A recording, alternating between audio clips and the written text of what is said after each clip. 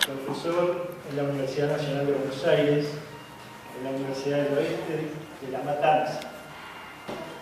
Tiene escritas varias obras, entre ellas podemos nombrar Los problemas de la macroeconomía, publicada en 2008, Los objetivos de la microeconomía, publicada en 2013, Economía política con justicia social, publicada en 2013, Macroeconomía para el crecimiento inclusivo, publicada en 2015, y Del país dividido a la revolución cultural, que es el libro que nos va a presentar Julián en el día de la fecha en este recinto. Desde ya, Julián, te quedamos eternamente agradecidos, los rausenses, los chubutenses, los patagónicos y el país. Gracias, Julián. Te dejo. Todo tuyo. Bueno, Eduardo, demasiada presentación, pero bueno. Muchas gracias por invitarme, gracias por venir. Un día encima de playa, estando tan cerca de la playa, y vinieron a escucharme. Bueno, la intención naturalmente es intentar aportar a lo que tiene que ver con la formación, los aspectos culturales que son fundamentales en cuanto a la toma de conciencia de los pueblos frente a cuestiones que son históricamente tan relevantes, ¿no es cierto? Es decir, la historia de la humanidad está caracterizada por la iniquidad y por la injusticia. Entonces, y esto sabemos muy bien que no nació con el capitalismo, ¿no? Porque muchos quieren suponer esa cosa. Bueno, y entonces, para hablar de mi libro, El país dividido a la revolución cultural, en realidad a veces improviso un recorrido histórico ordenado y a veces comienzo a hablar del presente para luego traer los temas históricos, porque en realidad, como sí empieza el libro con una frase de Perón que dice: cuando uno conoce el pasado, que es la historia, y consigue penetrar el presente, que es la realidad, entonces ya intuitivamente está lanzado hacia el futuro y puede prever. Lo que no pueden prever los que carecen de esos antecedentes, de esos conocimientos. Y precisamente creo que esa es una de las cuestiones que tenemos que construir y que cultivar, porque se escucha a menudo decir: bueno, pero los pueblos no tienen memoria, hay muchos que no se acuerdan. Bueno, lo que tenemos que hacer es estimular y cultivar la formación y la memoria, porque sin eso es imposible cualquier estrategia política y de organización social y cultural de los pueblos. En un recorrido anterior a lo que es habitual hablar, el libro toma una frase, un escrito de 1711, titulado Un plan para humillar a España. Y me parece a mí que desde ahí podemos empezar a entender muchas cosas. Este plan para humillar a España de 1711, escrito en Gran Bretaña, naturalmente, dice, fíjense todo lo que hay inmerso aquí, ¿no? Dice, 1711, dice: yo propongo enviar durante el próximo octubre 8 buques de guerra con suficientes grandes transportes y suficientes hombres que estén en condiciones de atacar, o más bien tomar, Buenos Aires, que está situada sobre el río de la Plata. La fertilidad de este feliz país excede lo creíble. Son las llanuras más grandes del mundo y están tan cubiertas de ganado que solo pueden creerlo aquellos que lo ven con sus propios ojos. Esta breve descripción demuestra suficientemente la generosidad, tanto de su clima como de su suelo, y puedo fácilmente persuadir que esto, en relación con el comercio de Gran Bretaña, es de la mayor importancia que hay bajo el cielo. Entonces, al escuchar esto, ya se empiezan a unir en la historia muchos eventos. Por ejemplo, las invasiones inglesas de 1806 y 1807, los eventos como el de acá de 1810, que ocurren en distintos países de Latinoamérica, 1810, 1811, 1812, ¿sí? Y muy pronto, en 1824, el primer empréstito argentino con ese que tiene muchas calles, ¿no? Increíblemente, el primer endeudador de la patria es un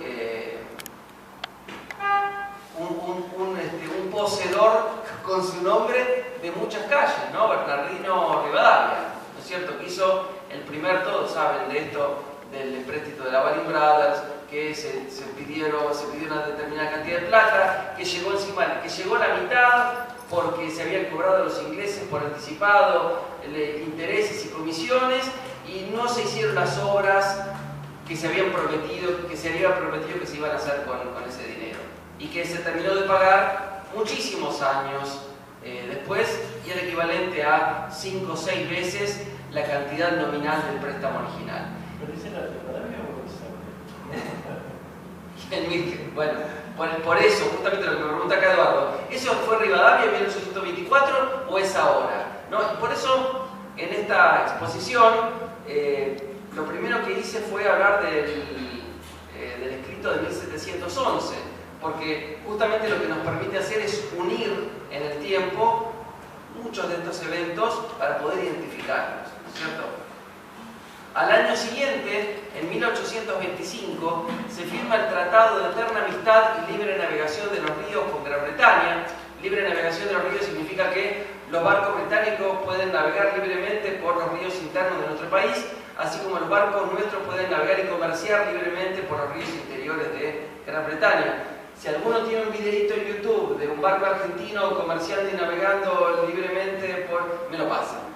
Yo lo he visto hasta ahora. Por lo cual, yo creo que hice en el Támesis, pero lo que se robaron de Malvinas, que lo pusieron como cosa de... Los trofeos de conquistas. En todo caso son los trofeos de conquistas, ¿no es cierto? O sea, esto está muy claro.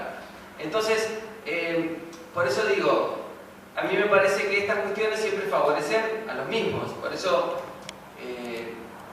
meto un paréntesis acá de una frase que por ahí después tengo que olvidármela y me parece central, que hay muchos que hablan de la libertad de los mercados, que los mercados tienen que operar con total libertad, porque se llega al equilibrio natural de los mercados. Y bueno, en realidad dejar a los mercados en libertad significa dejar a los dueños de los mercados en libertad para someter a todos los demás, que no son los dueños de los mercados. Eso es la libertad del mercado, que proponen obviamente ¿quiénes? Los dueños de los mercados a través de los medios de comunicación, de los cuales también son dueños. Entonces, y en 1825, cuando se firma el Tratado de Eterna Amistad, Libre Navegación, y toda esa historia, en realidad ese acta se titula Inglaterra será el taller del mundo y la América española su granja. Este es el plan. Y por eso los pueblos latinoamericanos deberíamos estar mucho más enlazados, unidos, para enfrentarnos a estos deseos imperialistas de conquista y, como decía Eduardo, sugiriendo que en el río Támesis en realidad lo que vemos son las cosas nuestras pero saqueadas, ¿no es cierto? Bueno, nuestras digo de Argentina, de lo que es Perú, etc. Bueno, este plan naturalmente siguió durante mucho tiempo con un dominio comercial, por lo tanto político y también cultural y financiero de todos los países latinoamericanos, dentro de los cuales Argentina es el menos inequitativo, el menos injusto de todos los países latinoamericanos. Esto es algo que siempre conviene remarcar, ¿no? Porque pone un poquitito el cuadro de situación global, de cómo está organizada la situación en el resto de Latinoamérica en términos de equidad, ¿no es cierto? En términos de equidad, ¿sí? En términos de justicia versus injusticia. Por eso, acá pego el salto, ¿no? Para hablar en términos económicos, de los temas que a ustedes más les interesa, que tiene que ver con cuando Perón asume la presidencia en el año 46. Y acá, fíjense que seguimos uniendo distintos momentos. Cuando Perón cuenta en sus propias palabras que cuando él asume la presidencia en el año 46, él tenía con su equipo económico diseñado una pila de 1,5 metros de carpetas con planes de gobierno. Es decir, que serían las 76.000 obras que conformarían el primer plan quinquenal que llevaría a Argentina al pleno empleo. Pero, dice Perón, eso no tenía cómo financiarse. ¿Por qué no tenía cómo financiarse? Porque además en Argentina hasta los alfileres que usaban las modistas eran importados. En Argentina no se hacía nada. Es decir, el resultado histórico de todo este plan de dominación hace que Argentina en aquel momento tuviera las importaciones totalmente libradas, con lo cual se importaba absolutamente todo, como cuenta esta frase misma que les cité de Perón. Además, todas las empresas de servicios eran británicas, incluidos los ferrocarriles. Entonces, ¿qué ocurre cuando todas las empresas son extranjeras? Se produce un constante retiro de utilidades, retiro de ganancias, para decirlo en criollo, ¿sí?, por parte de las empresas extranjeras que retiran ganancias del país libremente, sin ningún control. Entonces tenemos un déficit, por un lado, porque se importa de todo. Entonces, eso causa dos problemas. Uno es que no se desarrolla la industria nacional, que es generadora de empleo, y otra es que se pierde plata pagando productos que se podrían producir internamente. Además tenemos el retiro constante de divisas por parte de las empresas extranjeras operando en nuestro país. Además tenemos que pagar los intereses de deuda externa contraída por todos los gobiernos anteriores desde el año 1824. Además tenemos que pagar fletes, seguros y reaseguros por los productos de exportación, por nuestras materias primas que teníamos que colocar en barcos extranjeros, pagando por tanto fletes, seguro y reaseguro a empresas británicas y norteamericanas. Con toda esta compleja situación de cosas, no se podía financiar el primer plan quinquenal, que es esto que Perón dice, teníamos 1,5 metros de carpetas con planes de gobierno. Entonces, ¿cómo resuelve esto Perón? Y esto es interesante poder empezar a pensar y actualizar, ¿no? Porque estos son los conceptos que me parece que más interesan, ¿no? Y son los que a mí me gusta aportar, porque bueno, son los que he trabajado especialmente. Lo primero que hace Perón es, por un lado, la nacionalización del Banco Central y los depósitos bancarios. Esto forma parte de la Constitución de 1949, la que obviamente se anula con el derrocamiento de Perón en 1955, ¿no? Esto está escrito en la Constitución de 1949 y dice así, dentro de la misma Constitución, dice: para que el caudal constante de ahorro del pueblo argentino, fíjense qué buenas palabras, ¿no? La plata que todos los argentinos tenemos en los bancos, o sea, caudal constante de ahorro del pueblo argentino, en vez de financiar la ganancia multimillonaria de la banca transnacional, sea manejado por el Estado y dirigido a 3 canales de producción y distribución: el Ministerio de Obras Públicas, para financiar obras de infraestructura; el Banco Hipotecario Nacional, para construir viviendas; y el Banco de Desarrollo Industrial, para levantar industria. Esta es una de las cuestiones estratégicas que hace Perón apenas asume para conseguir financiar. Otra, naturalmente, es empezar a controlar las importaciones, porque acá hay otro aspecto, digamos, que tiene que ver con todos los tiempos de la historia. No hay ningún país que se haya desarrollado sin medidas proteccionistas. O sea, proteccionismo significa, a través del Estado, medidas que protejan a la propia industria, que estimulen a la propia industria, que es la única generadora de empleo genuino, además.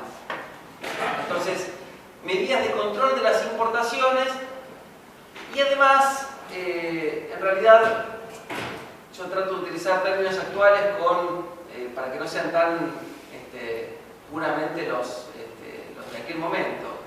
Pero nace el IAPI, que es el Instituto Argentino de Promoción del Intercambio, que es una suerte de estatización del comercio exterior, dentro de lo cual está lo que les estoy diciendo, ¿cierto? El control de las importaciones, pero además consiste en utilizar el ingreso proveniente de las exportaciones primarias para financiar el desarrollo de la industria, generadora de empleo además, y por supuesto políticas de distribución de ingresos.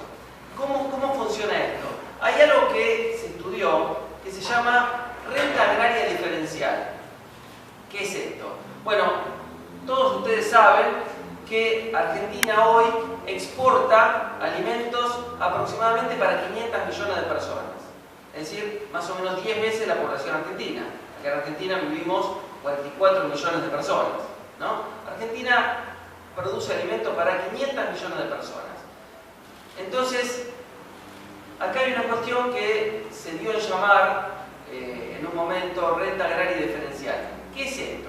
Que se estudió que si producir 1 kilo de carne en la Argentina tiene un costo de 10 pesos, producirlo en Europa tiene un costo de 80 pesos.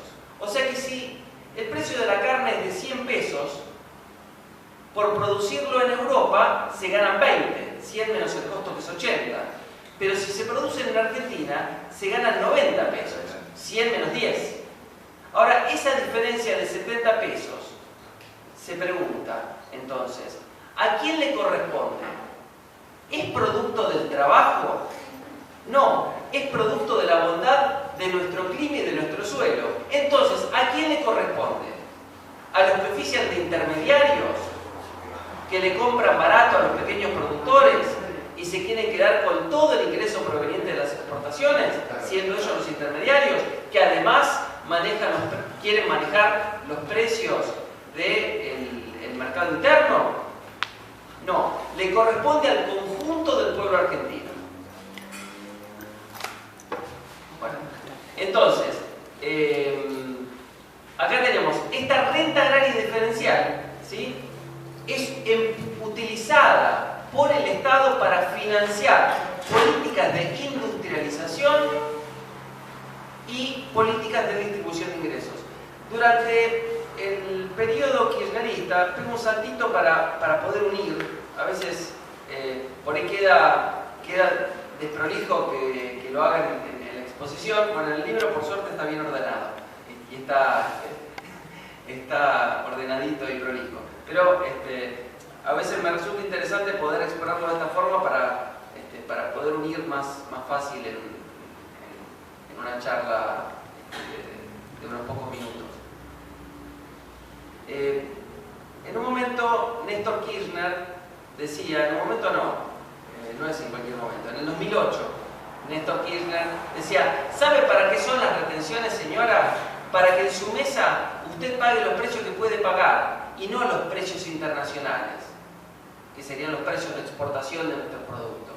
Para que usted pague el precio que puede pagar. ¿Cómo funciona esto? Esto, naturalmente, yo estoy poniendo el precio de la carne porque me permite unir distintos puntos, pero bueno, tómenlo para todos los alimentos, porque tiene que ver con el trigo, con el maíz, por lo tanto para la harina, por lo tanto para el pan, por lo tanto para los fideos, por lo tanto para los pollos, ¿sí? O sea, digamos, todos los alimentos tienen este salto que voy a contar. Las retenciones funcionan, por ejemplo, ya que estábamos con la carne, bueno, supónganse que entran 100 pesos por cada kilo de carne al país, ¿sí? Con retenciones del 30%, 30 de esos 100 pesos se los queda el Estado. ¿Para qué? O sea, el pueblo argentino a través del Estado. ¿Para qué? Para financiar políticas de distribución de ingresos y para financiar industrialización. Y el exportador, es decir, este intermediario, que no es el dueño al que le corresponde todo, porque ¿a quién le corresponde esa renta agraria diferencial? Al conjunto del pueblo argentino, no a estos intermediarios, que además son los más ricos del país y de los más ricos del mundo. Entonces, el precio que recibe el intermediario, ¿cuánto es? Ya no es 100, porque 30 se los queda el Estado, recibe 70. Entonces, el precio en la mesa de los argentinos, ¿cuánto es? 70. Ahora, ¿qué pasó? ¿Qué pasó cuando se produjo con Macri la quita de retenciones y la devaluación? Al quitar las retenciones, ¿qué pasó con el precio en la mesa de los argentinos? El precio sube de 70 a 100. ¿Se entiende? Con la quita de retenciones. Y el Estado ya no tiene la financiación para todo lo demás. Pero, claro, además, cuando se hizo la quita de retenciones, también se hizo la devaluación, la liberación del dólar. Y el dólar saltó, lo digo redondeado, de 9.60, lo redondeo a 10, de 10 a 15. Entonces, en ese ejemplo que yo daba, 100 pesos, que sería 10 dólares a 10 pesos. Pero ahora son 10 dólares a 15 pesos. Por lo tanto, el precio en la mesa de los argentinos subió de 70 a 150. Por eso, apenas ganó Macri, se duplicó el precio de todos los alimentos de manera instantánea. No fue algo mágico. Tiene una explicación. Y tiene una explicación económica. Y tiene una explicación, por lo tanto, política. Y tiene una explicación intencional. ¿Sí? Y acá, fíjense cómo podemos unir distintos momentos de la historia. Por eso, cuando se lo veía a Sergio Massa, ¿no? ¿Se acuerdan de Sergio Massa? Bueno, cuando se lo veía a Sergio Massa o a Macri prometer la quita de retenciones porque hay que dejar en libertad al campo, ¿a quiénes se refería? ¿A los productores del campo se referían? No, ¿se referían a quién? A los intermediarios. ¿Sí? Pero cuando ellos anunciaban que había que quitar las retenciones, uno leía fácilmente, pará, si quitan las retenciones, en ese ejemplo que es útil a veces para poder mirar, ¿no? De ese 100 que 30 se lo quedaba el Estado, bueno, si esos 30 ya no se lo queda el Estado, va a faltar plata ¿para qué? Para seguir pagando los subsidios. Entonces, inmediatamente cuando uno escuchaba esto, por eso la frase de Perón, ¿no? Cuando uno conoce el pasado, entonces puede intuir lo que va a pasar hacia el futuro. Bueno, entonces, cuando ellos prometían quitar las retenciones, decían, pará, pero si quitan las retenciones, desaparecen los subsidios. Esto ya se sabía desde antes. O sea, desde el año 2013, cuando yo escribo un artículo que se llama Una masa, que lo pueden encontrar por internet, ponen Julián de Naro una masa, no porque yo sea una masa, digo, pero el artículo se llama así, ahí, digamos, describo claramente, pará, si este tipo gana la presidencia y saca las retenciones, desaparecen los subsidios y desaparece la financiación del Estado, que tiene que ver con un montón de políticas de distribución de ingresos y de industrialización que es generadora de empleo. ¿Sí? Se va entendiendo cómo opera esta cuestión. Es decir, a quién se favorece, ¿no? O, como dicen algunos, bueno, ¿quién es el que maneja el Estado? ¿Las corporaciones o el pueblo a través de representantes que defienden los intereses del pueblo? ¿No? Y ahí, bueno, hay mucha historia de la que hablar, pero bueno, no quiero desviarme. Entonces, vuelvo a Perón para poder seguir enlazando distintos momentos en la medida que voy pudiendo. Entonces, cuando Perón dice hay que financiar estas 76.000 obras, el primer plan quinquenal que llevó a la Argentina muy rápido al pleno empleo y a una mejora en el salario, ¿no? Porque Perón decía, cuando hay pleno empleo el salario sube solo, no hay que impulsarlo. Bueno, esto tiene que ver, obviamente, uno puede pensar en cuestiones de demanda y de oferta incluso, ¿no es cierto? Pero también Perón hizo la ley de convenios colectivos de trabajo, ¿no? O sea, Perón inventa las paritarias, ¿no? Y esta ley de convenios colectivos de trabajo, fíjense que es algo muy importante, que la otra vez escuchaba alguien que decía, pero las paritarias a mí siempre me pagaban bien y desde Macri me pagan mal. ¿Siempre te pagaron bien?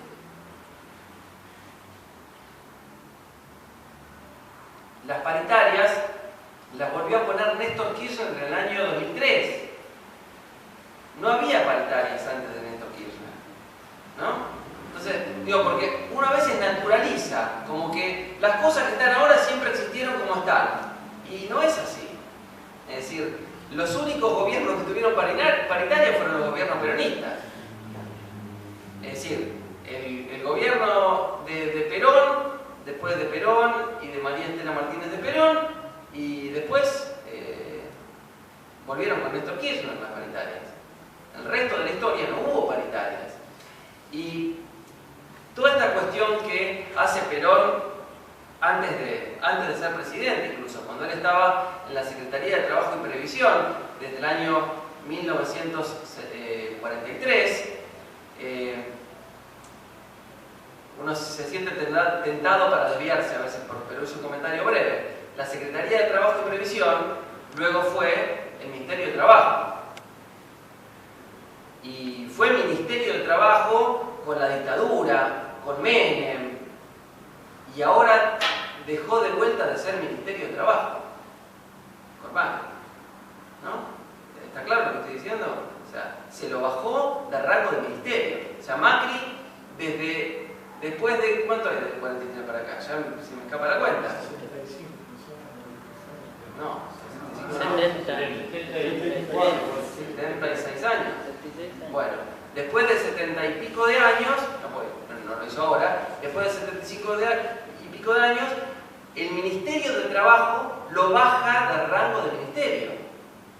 Así como bajó de rango de ministerio a un montón de otros ministerios, algunos creados durante el periodo kirchnerista. Por ejemplo, el Ministerio de Ciencia y Técnica, ¿no es cierto? Y un montón de otros ministerios que los bajó de rango de ministerio con esto de achicar el Estado, bajar el gasto y toda esa historia a la que me voy a referir en unos minutos, que es una de las cuestiones con las cuales me siento en condiciones de aportar porque son las cosas que más he estudiado. Bueno, entonces, cuando estaba con lo de Perón del Ministerio de Trabajo y Previsión, otra de las cosas que hace Perón, además de poder conseguir financiar las 15.000 obras, llevar a Argentina al pleno empleo y todo lo demás, es conseguir la jornada laboral de 8 horas,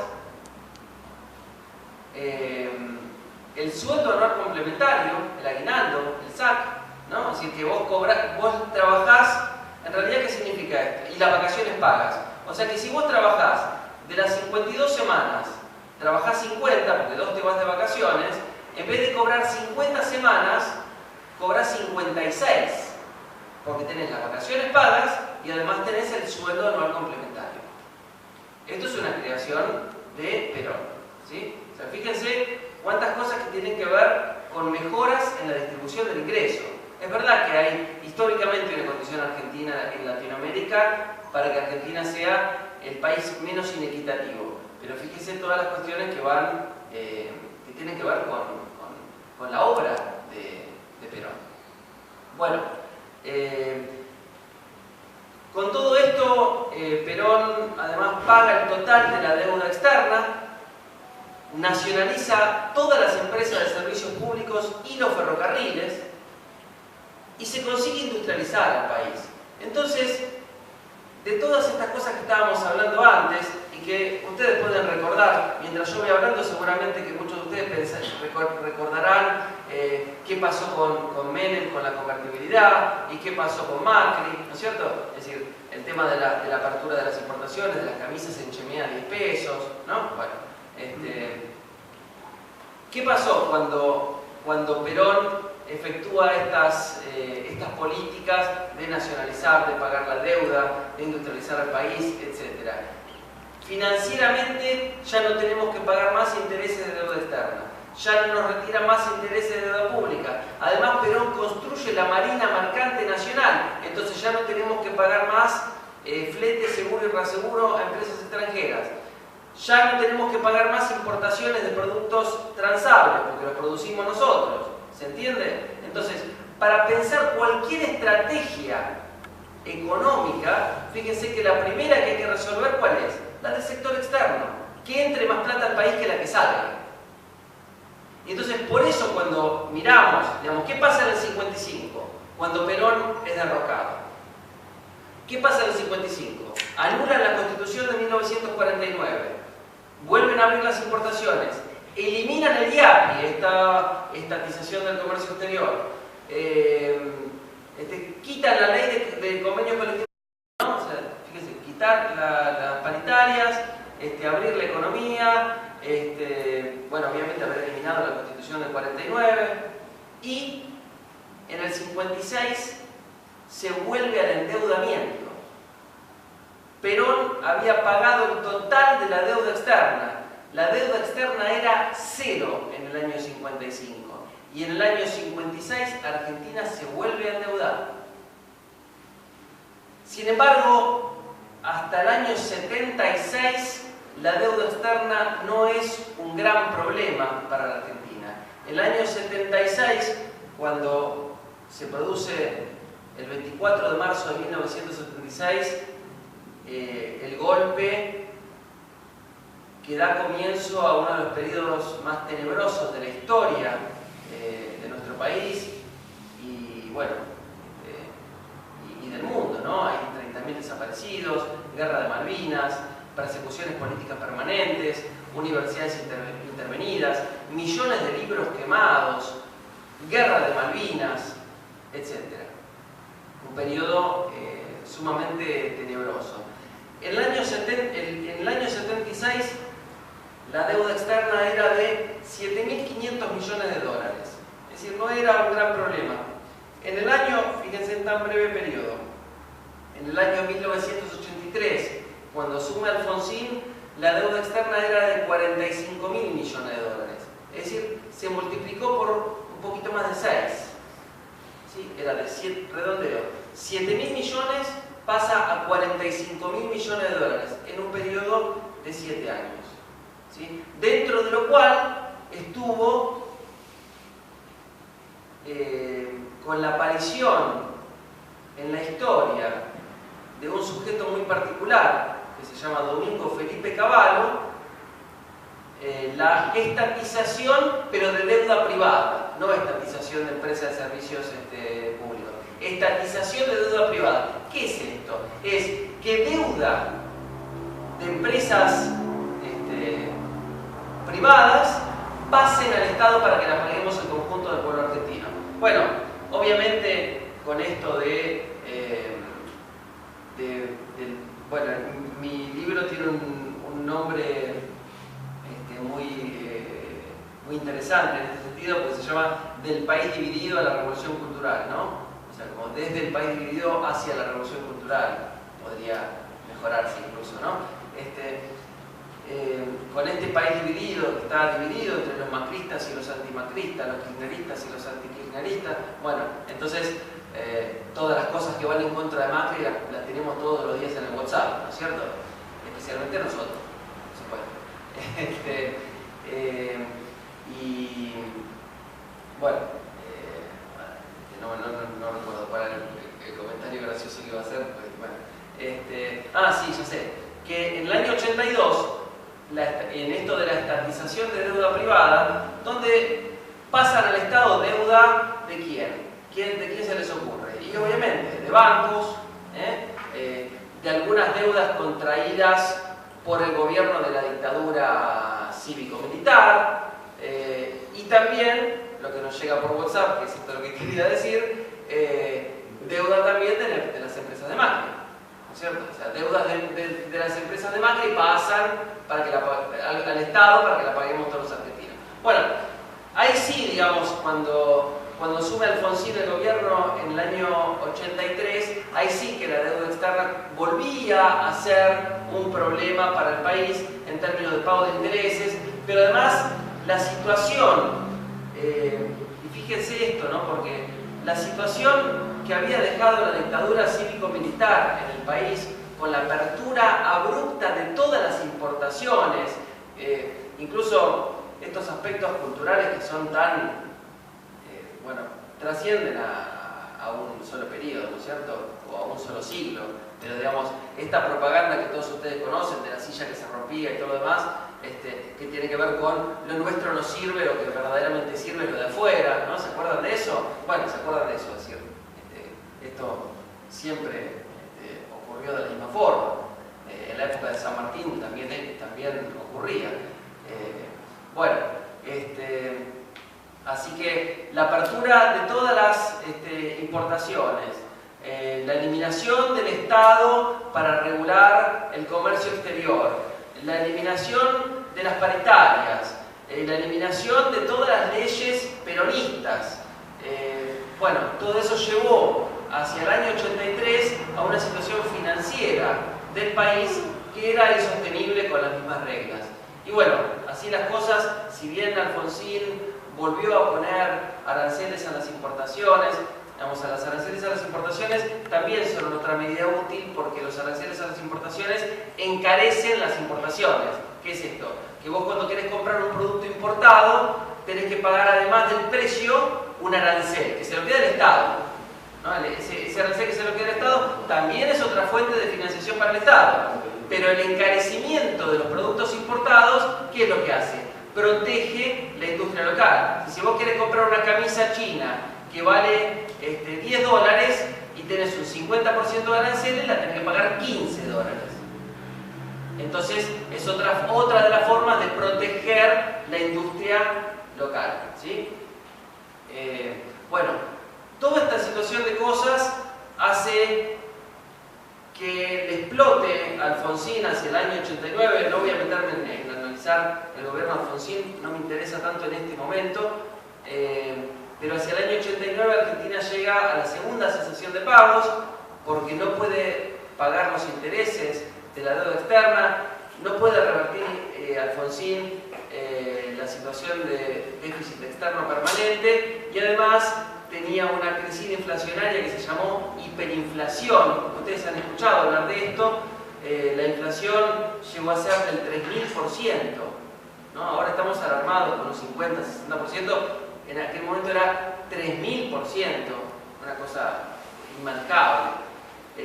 Bueno, Argentina llega a la segunda cesación de pagos, al segundo default de su historia. Tuvo tres, ¿no? 1890, 1989 y 2001 fue el tercero.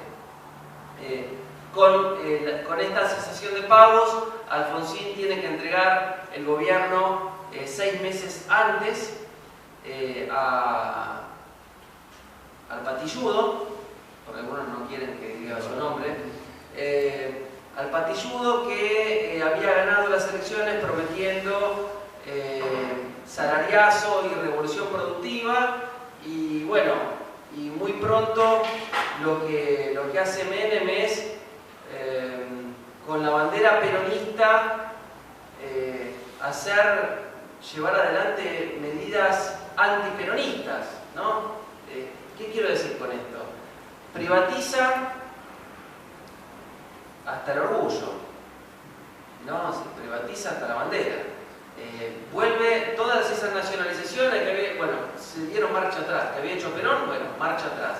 Se privatiza absolutamente todo. Y acá hay un aspecto que es interesante también analizarlo y mirarlo en el hoy, 2019, 2018, 2017, 2016.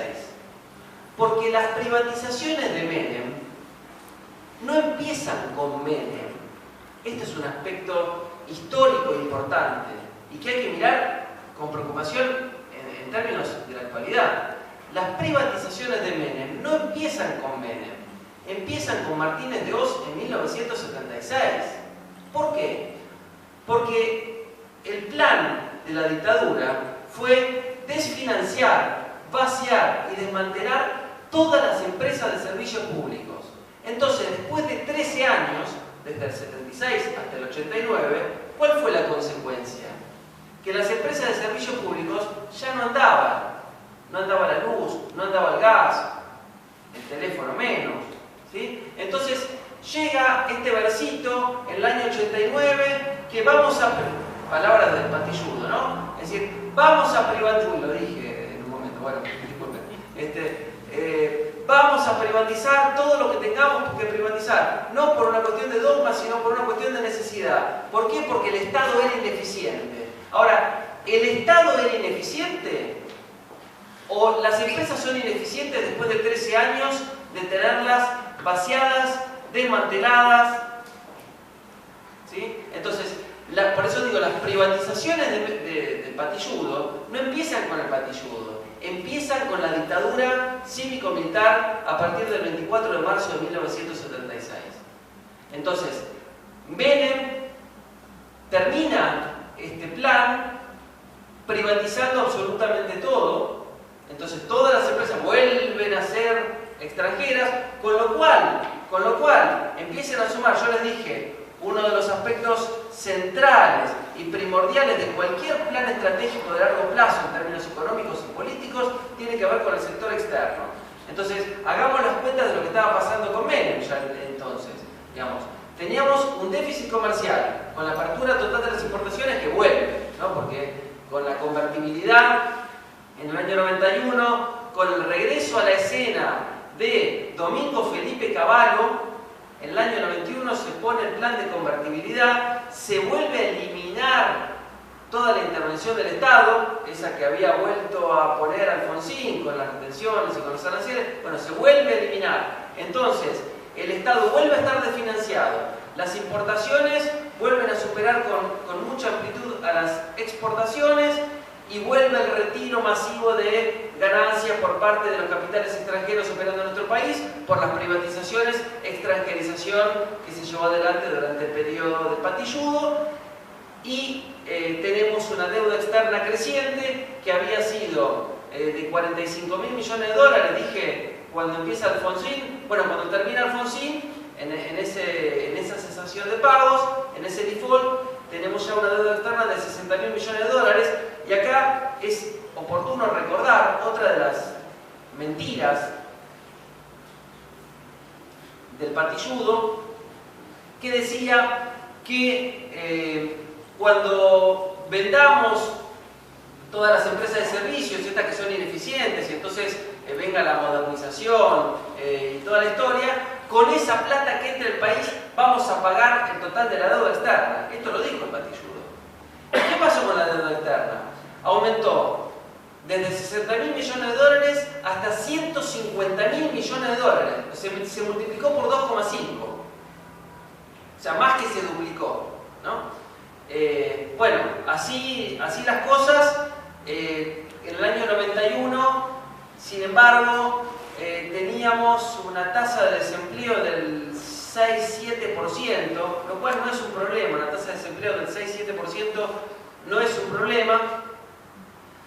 Muchos libros, incluso muchos libros extranjeros, hablan de que el sector trabajo se traslada desde el sector industrial hacia el sector servicios por la robotización del mundo, lo cual es una mentira absoluta, porque el sector trabajo se traslada desde el sector industrial hacia el sector servicio porque se destruyó la industria.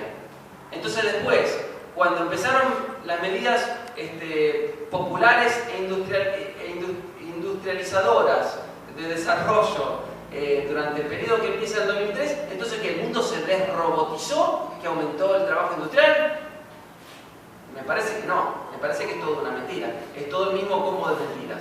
Entonces, bueno, pero a pesar de todo, digo, porque si te dicen, mira, ya no podés trabajar más en la industria, pero te conservo el trabajo en el sector servicio, pero quédate tranquilo que tu salario lo vas a tener, no es lo mismo que si te dicen, che, ¿sabes qué? A partir de mañana estás desempleado. No es lo mismo, ¿no? Bueno, entonces, para el conjunto de la sociedad, no es lo mismo tener un 7% de desempleo que un 25% de desempleo. En el año 91, por eso digo, la tasa de desempleo más o menos estaba en el 6-7%. Pero claro, este tremendo corte que hace la convertibilidad, cuando con la excusa de cortar con la hiperinflación, lo cual obviamente consiguió al clavar el dólar a un peso, ¿no? Por ley, un peso igual a un dólar, ¿no es cierto? Pero además, esto no era una cuestión de solamente tipo de cambio fijo. Esto también es otra de las cosas que está mal instalada en el sentido común de la población, ¿no? Que la convertibilidad era el 1 a 1. No era el 1 a 1. El 1 a 1 significa el tipo de cambio fijo igual a 1.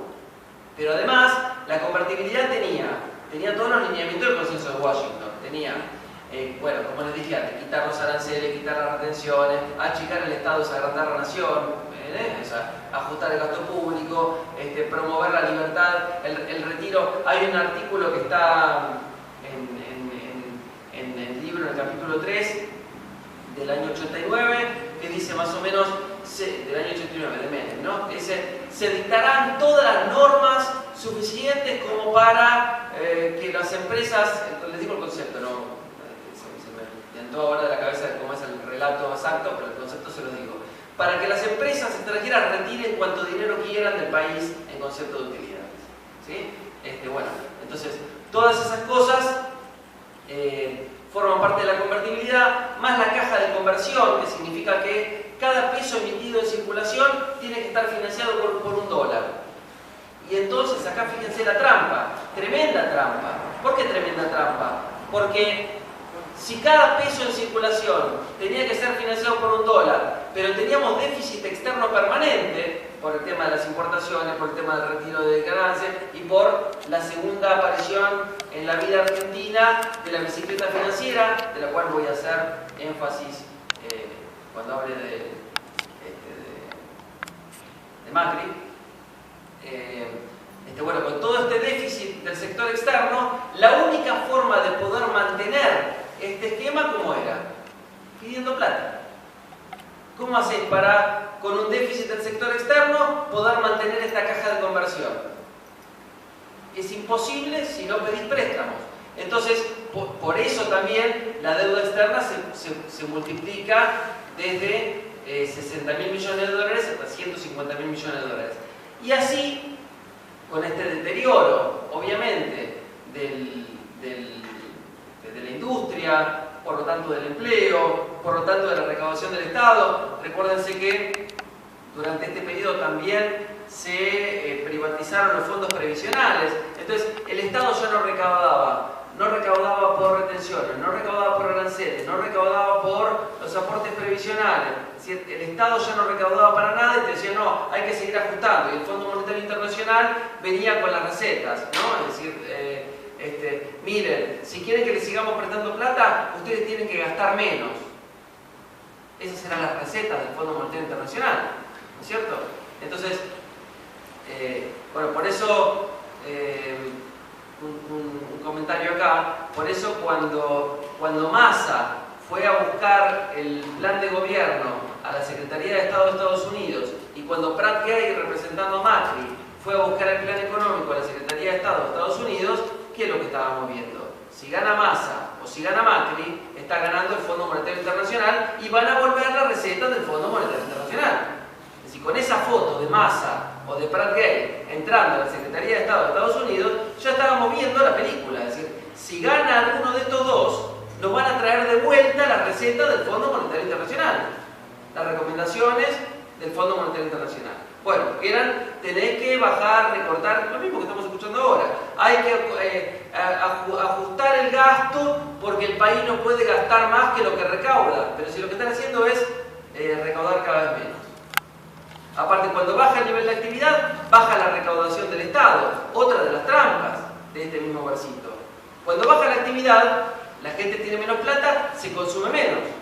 Entonces el Estado recauda menos por impuesto al consumo, recauda menos por impuesto a las ganancias, más todo lo demás que estaba destruido. Entonces el Estado recauda cada vez menos. No es que hay que disminuir el gasto, hay que aumentar el ingreso. ¿Se entiende la trampa? Bueno, cuando asume de la Rúa en el año 99, ya la convertibilidad ya estaba terminada, la hacen durar 2 años más con préstamos, la deuda externa asume, lo digo redondeado, sube desde 150.000 millones de dólares hasta 220.000 millones de dólares. Y de la Rúa, en su último año de gobierno, en 2001, ya con el país totalmente destruido, ya con un 25% de desocupación, con un nivel de pobreza que estaba cerca del 50%, no puede afrontar los pagos de intereses de deuda externa y vuelve Cavallo, otra aparición de Cavallo, o sea, megacanje, blindaje, todas esas operaciones tenebrosas, y Cavallo pone el corralito. Y acá hay otra de las cosas que están mal instaladas en las creencias de la gente, que el corralito sacó a la gente a la calle. No es así. El corralito no sacó a la gente a la calle. El corralito era que vos podías retirar del banco 250 dólares por semana, que te alcanzaba para comer, y además podías hacer operaciones bancarias, con lo cual no era lo mismo vivir con corralito que sin corralito, pero eso no sacó a la gente a la calle. Ya la gente estaba en la calle porque había movilizaciones permanentes todos los días, había saqueos en los supermercados, había vidrios quemados en todos los bancos, estaban los jubilados golpeando con las cacerolas los vidrios de los bancos, eso ya estaba en la calle. Pero ¿qué es lo que sacó el 19 y 20 de diciembre? Después del corralito, porque el corralito no dio resultado, porque con el corralito seguían yéndose dólares y entonces era necesario el corralón. El corralón es que ya no podía sacar más plata. Y además, como la violencia de protesta social se iba incrementando, De la Rúa pone el estado de sitio, dando un discurso paupérrimo, detestable por televisión, y eso fue lo que nos sacó a la gente a la calle y fuimos todos a pedir la renuncia de Cavallo y de la Rúa. Tras esto, que es la entrada de Argentina en su tercera cesación de pagos, en enero del año 2002 se produce la derogación de la ley de convertibilidad, es decir, se termina la convertibilidad. Ahí yo suelo decir que eso significa el renacimiento de la Argentina, porque cuando se sale de la convertibilidad se vuelven a poner aranceles, se vuelven a poner retenciones, se vuelven a aplicar algunas medidas peronistas que tienen que ver con asignaciones a los sectores más vulnerables, con un país que estaba hecho cenizas y en llamas. Pero Duhalde lleva adelante lo que se llamó la especificación asimétrica. ¿Qué significa esto?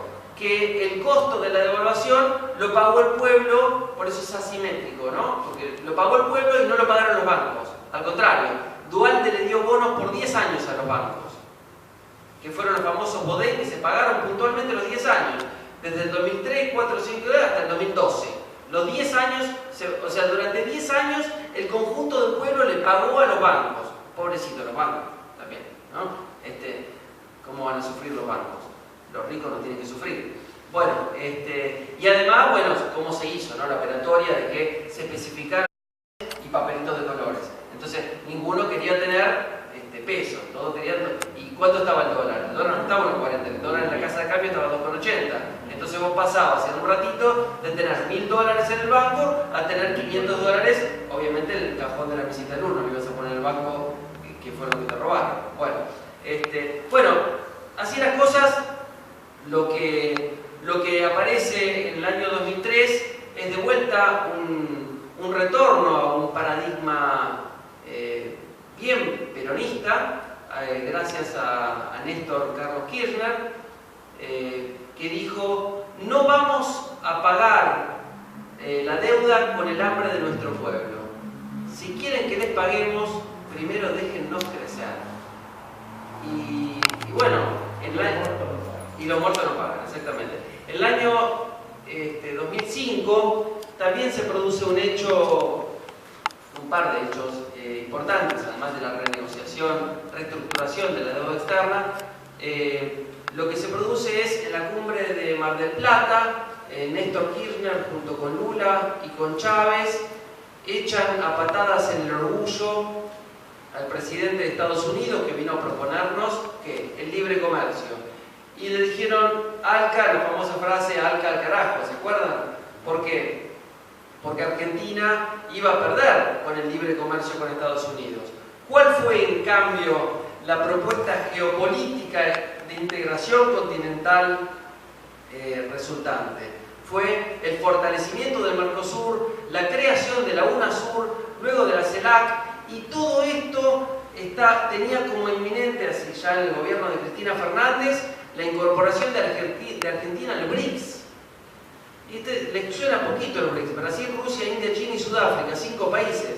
¿Tanto lío por eso? Bueno, ese BRICS es el 50% de la población mundial y la 4ª parte del PBI mundial. Entonces fíjense cuán importante que era la incorporación argentina al BRICS. ¿Cómo se hizo esto? Bueno, se hizo con medidas peronistas. Poco a poco se fueron generando medidas de inclusión social, volvieron las paritarias, volvió a aumentar el poder adquisitivo de la clase trabajadora y de todos los sectores vulnerables. Se puso la ley de moratoria jubilatoria que incluyó al sistema más de 3 millones de jubilados que no se hubieran podido jubilar, porque muchos laburantes, muchas personas que durante el periodo menemista no pudieron hacer los aportes, o porque no les aportaron, o porque no tenían plata para pagar. Porque si a vos te preguntan, che, con esa platita que tenés, que te alcanza solamente para comer, ¿qué haces? ¿Pagás el monotributo o comés? Y ninguno te va a decir que va a pagar el monotributo y morirse de hambre. Entonces, la consecuencia es que más de 3 millones de personas que no se hubieran podido jubilar, lo hicieron gracias a la ley de moratoria jubilatoria, complementada con la ley de movilidad jubilatoria, que es una suerte de paritaria, pero para las jubilaciones, para los saberes jubilatorios. Entonces, con todas estas mejoras sociales, fíjense cómo se desnuda la mentira anterior. ¿Por qué? Porque al aumentar el nivel de actividad, al volver las medidas proteccionistas, al aumentar la industrialización, la generación de empleo, el Estado recaudó cada vez más. Porque el Estado recaudó más por impuesto al consumo, recaudó más por impuesto a las ganancias. Cuando se volvieron a estatizar los fondos previsionales, con ese robo de vudú, ¿no? El ladrón vudú que le robó a los bancos para devolvérselo al pueblo, ¿no? Estuvo mal ahí vudú, le robó a los bancos. Entonces se vuelven a estatizar los fondos previsionales. Obviamente que el Estado ya estaba de vuelta cobrando retenciones a las exportaciones y aranceles a las importaciones. Estas dos cosas, retenciones y aranceles, son el 15% de la recaudación total del Estado. Fíjense cuán importantes son, no son una pequeñez. Y además son impuestos progresivos, porque más paga el que más tiene. Y los otros conceptos sobre los cuales yo insisto, impuesto al consumo, impuesto a las ganancias y aportes y contribuciones, son el 75% de la recaudación del Estado. O sea que cuando aumenta el nivel de actividad de la economía, aumentan las 3/4 partes de la recaudación del Estado. Entonces el Estado tiene más plata ¿para qué? Para financiar políticas de industrialización y políticas de distribución de ingresos. Dentro de lo cual, Cristina Fernández decía, los subsidios son una especie de salario indirecto. ¿Por qué? ¿Por qué esto de salario indirecto?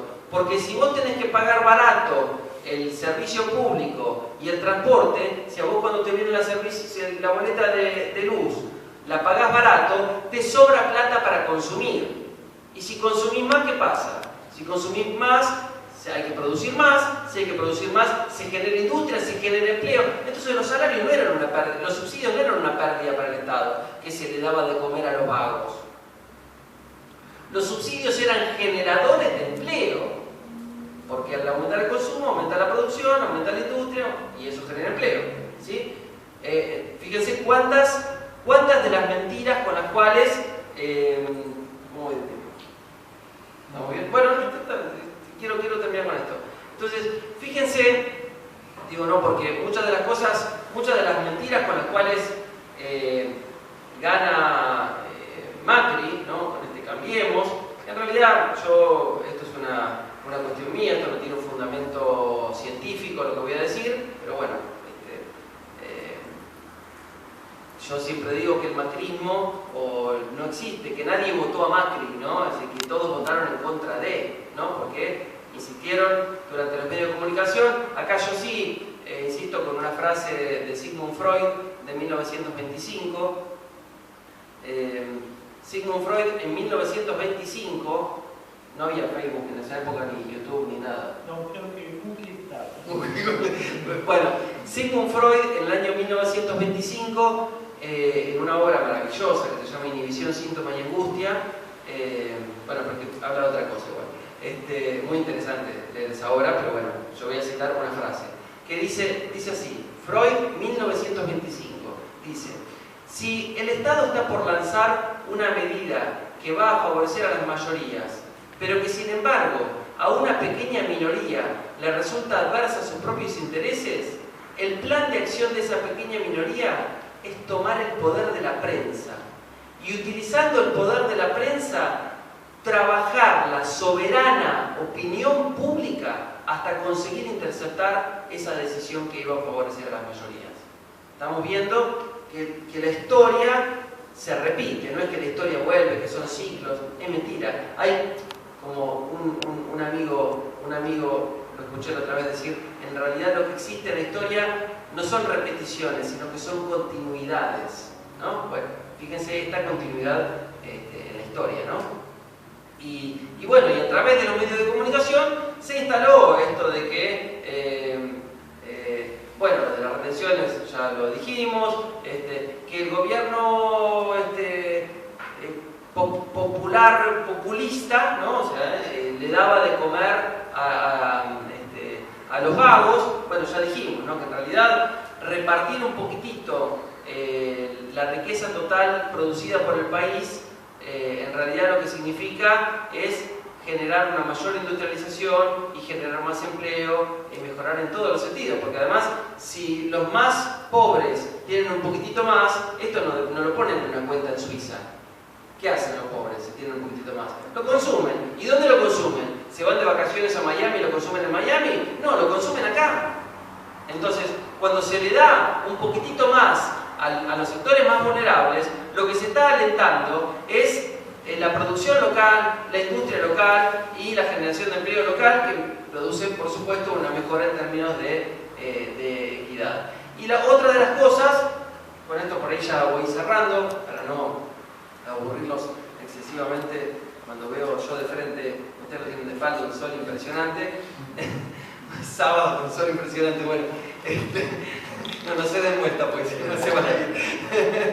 Bueno, todo el viento no acompaña, si no es que haya sol, hay viento. Está bien. Bueno, otra de las cosas era lo del cepo al dólar, ¿no? Que cómo puede ser, y lo del tipo de cambio múltiple, cómo puede ser que haya varios dólares distintos, que no sé qué. Bueno, tipo de cambio múltiple es en realidad que exista un dólar distinto para la importación de bienes de consumo transables y para la importación de insumos para la industria. No sé qué, me parece que lo repetieron. Digo de vuelta. Que exista, por ejemplo, un precio distinto para importar bienes de consumo, por ejemplo, camisas del exterior, es decir, que eso tiene que ser un poquito más caro para proteger la industria doméstica, que importar bienes para la industria, insumos para la industria. ¿Por qué? Porque la industria necesita importar insumos, necesita importar tecnología, necesita incorporar maquinaria del exterior, y eso tiene que ser barato. O sea, los productos transables, como las camisas, los electrodomésticos y demás, tienen que ser importaciones caras para proteger la industria doméstica, pero las importaciones de insumos y bienes de capital para la industria tienen que ser baratos, entonces tienen que tener dos dólares diferentes. Las exportaciones de bienes industriales tienen que ser estimuladas, y las exportaciones de bienes primarios tienen este problemita, ¿no? De que las retenciones a las exportaciones tienen también su función de recaudación para el Estado y asimismo una mejora en términos de controlar los precios internos, porque los precios de los bienes exportables bajan con las retenciones, como puse el ejemplo de la carne. Cuando se eliminan las retenciones, suben todos los precios. Todos los precios de los bienes que producimos nosotros tienen precios internacionales. Con retenciones, ¿sí? Son precios cuidados, ¿no? Es decir, más accesibles para todos. Bueno, y con el tema de lo del cepo, que se le puso peyorativamente, el cepo, uno dice cepo es algo negativo, es algo feo, es algo... en realidad se está remitiendo al control por parte del Estado de las divisas. ¿Y qué es esto? Es el problema de la restricción externa. Este concepto lo han escuchado alguna vez. La restricción externa significa que los dólares que ingresan al país no pueden utilizarse para cualquier cosa, por ejemplo, para comprar camisas chinas o una licuadora hecha en China también, ¿no? Eso lo tenemos que producir nosotros. Los dólares que entran al país producto de las exportaciones tienen que utilizarse para lo que ya dijimos, bueno, para pagar deuda externa, ¿no? Que durante el periodo nacional y popular, se bajó la deuda externa en moneda extranjera desde el 167% del PBI hasta el 12% del PBI. ¿Sí? Dejaron al país totalmente desendeudado. Pero esto no es una mentira nuestra, o sea, nuestra de los que tenemos los valores nacionales y populares. Ellos mismos lo dijeron, y esto está documentado. Ellos mismos lo dijeron. Gracias a recibir un bajo coeficiente de deuda externa sobre PBI, vamos a poder endeudarnos a bajo costo, fácil y rápido. Dicho por ellos mismos. O sea, no es una cosa que... Ah, no, lo que vos me decís de que hubo desendeudamiento es mentira. No, no, si lo están diciendo ellos también. Aparte, no dijeron lo que iba a ganar. lo que no dijeron es que iba a ganar más. Bueno, entonces, el tema de la restricción externa. Entonces, los dólares hay que asignarlos a importaciones para la industria, a pago de turismo de argentinos en el exterior y a pago de intereses, y a pago de deuda. Dije pago de deuda, importaciones para la industria y turismo en el exterior. Bien. No se puede asignar para cualquier cosa. Entonces, esa administración de las divisas lo dieron a llamar cepo y que no había libertad para comprar dólares. Bueno, y acá tenemos el tema, ¿no? Que libertad para quién. Y en realidad lo que ellos querían es libertad para el sector financiero para que se dé por tercera vez en nuestra historia. La primera fue con la dictadura, la segunda fue con la convertibilidad y la tercera es con Macri. 3 veces en la historia argentina se puso la bicicleta financiera, transformando un país productivo en un país especulativo financiero, que es un territorio para el saqueo de los sectores más concentrados del país. ¿Qué es esto? Entrar dólares al país libremente, cambiarlos por pesos y ponerlos en operaciones financieras, en instrumentos como las LEVAX y todas esas cosas que han escuchado, y una vez capitalizado volver a comprar dólares libremente y retirarlos libremente del país. Pero si entran 100 millones de dólares y se van 120 millones de dólares, quiere decir que el conjunto del pueblo argentino le está pagando 20 millones de dólares por cada 100 millones de dólares que los más ricos del mundo ingresan al país. O sea, el conjunto del pueblo argentino, que no somos ricos, bueno, el conjunto del pueblo de cualquier pueblo no somos ricos, ¿no? O sea, digo, los que no somos ricos le estamos pagando a los más ricos del mundo. Esta es la libertad que quería. Esto es la liberación del dólar que quería. ¿Se entiende? Entonces, por eso digo, por ahí sumando una serie de cuestiones, y por eso cuando sube Macri, con todas las medidas que en realidad ya las describí todas, no hace falta que las repita, ¿no? Así, porque lo dije con la dictadura, lo dije con la de convertibilidad, bueno, y ahora tenemos un incremento de deuda fabuloso, ¿no es cierto? ¿Producto de qué? Producto de la apertura de las importaciones y de destrucción del poder adquisitivo de las mayorías y de la bicicleta financiera, entre otras cuestiones, unas con otras, ¿no? Bueno, más o menos les hice el panorama completo de la manera que me pareció oportuna para poder pensar un poquitito mejor y bueno, tratar de contribuir a la formación. Gracias por escucharme.